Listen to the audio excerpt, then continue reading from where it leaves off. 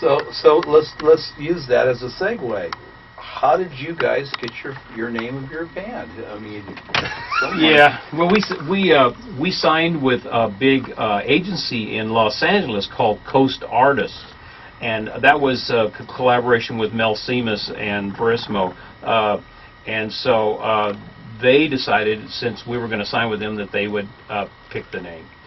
We were called the Defenders at the time. And so they came to us and they said, well, they want to shave your heads and change your name. We said, okay. But one of the reasons, if I may interrupt, Jim, is why. In that time, it was all marketing. And it's funny, as kids, I think we were more hip to the marketing aspect than they were, because they were these old guys that were 30 years old. And, you know, so we were sitting there and we go, this will never work. But we could care less. We were doing what we loved to do. The one thing they said, there's an actor named Yul Brynner with a bald head, and we're going to call you TheBrymers. And we're also going to use the same amount of letters, Brymers, as the Beatles have. The Brymers start with a B, the Beatles start with a B, and people associate your names and the associations and the associations. Well, of course, none of this ever took place. In fact, people go, the Brymers? Yeah. Who are the Brymers? And we went through that. We just laughed. But at the hair salon... Yeah, but you know what the deal maker was? The haircut was free. It was. And so we saved $1.50 a piece. I know it.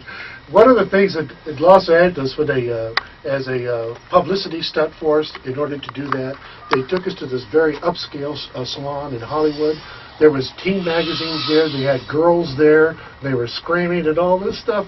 And they shaved our heads in these things. Now, we'd never been to an upscale salon. We're from Lemoore. And we go to where you get your haircut for $1. And I have no idea what they probably charged them for those haircuts there. But we were all laughing about it and scratching and everything. But there was a magazines, girl, they shaved it. There was TV cameras there. And the whole thing of this band called TheBrymers. And that's when we were officially born. Was that bald heads and all. And they billed us the America's answer to the Beatles. That's how they billed us. That's how Coast Artists billed us. That's right. And then... as we walked in to Coast Artists that time, we were talking with a guy who owned it all. His name was Milton Deutsch. I'll never forget his name. He also had, it was like a 15-page contract, and it covered everything from if there was any type of dolls made, anything to deal with merchandising of their band. Of course, Will says, why do we have to read this? What do we sign? Yep. And we decided we could care less. You know, we're doing what we love to do again.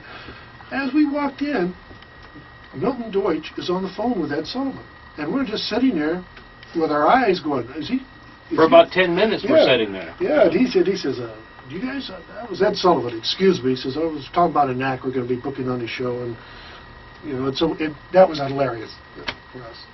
So now, where do we go from there with shaved heads? You then start getting booked in gigs, and the hair grew back out. Oh, we hit it back. We actually got we hit it. Yeah, go ahead. What you going to say? Yeah, I was just going to say about the fact that they did book us in that big sorority thing in El Segundo. But one of the things they did that afternoon, and it was the next day, they booked us in this thing with our manager, was a disc jockey, program director, Mel Seamus.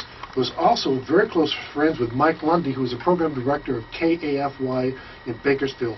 Great teen rock radio station during that time era.